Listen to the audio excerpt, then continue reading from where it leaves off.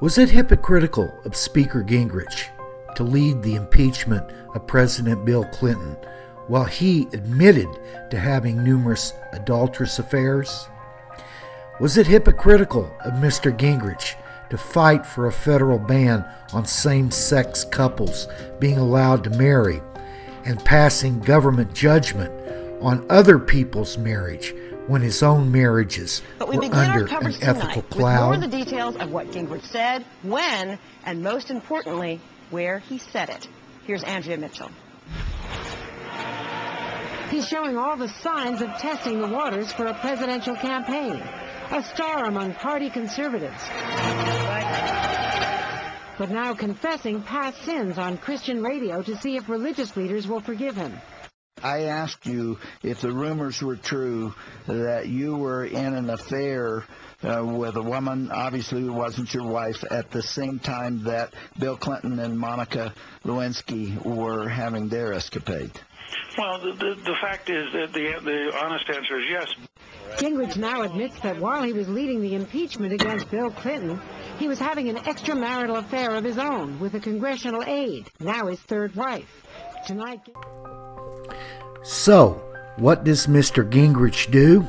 He attacks the media for asking about his hypocrisy. As you know, your ex-wife gave an interview to ABC News and another interview with the Washington Post, and this story has now gone viral on the internet. In it, she says that you came to her in 1999, at a time when you were having an affair. She says you asked her, sir, to enter into an open marriage. Would you like to take some time to respond to that? No, but I will.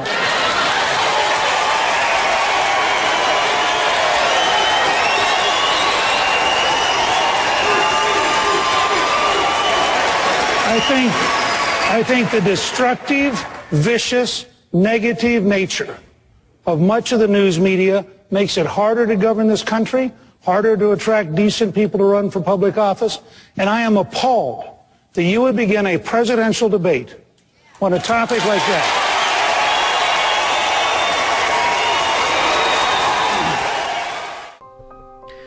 Newt Gingrich has unleashed a series of attacks on the judiciary, calling for abolishing judges, getting rid of lifetime tenure, and ignoring judicial rulings that he does not agree with.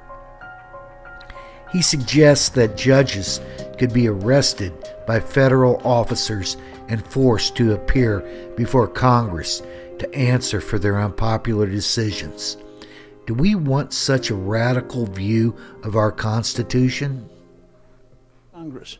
You've had a fundamental assault on our liberties by the courts. You have an increasingly arrogant judiciary. And the question is there anything we, the American people, can do? Well, the standard conservative answer has been, well, eventually we'll appoint good judges. I think that's inadequate. The Constitution promises a balance of the judicial branch, the executive branch, and the legislative branch. The Federalist Papers says specifically the weakest of the three branches is the judiciary. When has the Federalist Papers and not the Constitution become the law of the land? That Congress should subpoena the judge and bring him before Congress and hold a congressional hearing. Some people say that's unconstitutional, but I'll let that go for a minute. I just want to ask you from a practical standpoint, how would you enforce that? Would you send the Capitol Police down to arrest him? If you had to. Or you'd instruct the Justice Department to send a U.S. Marshal. But let's take the case. Newt Gingrich's views are not mainstream American values. Listen to what he is saying. This man is a raving lunatic. Be careful.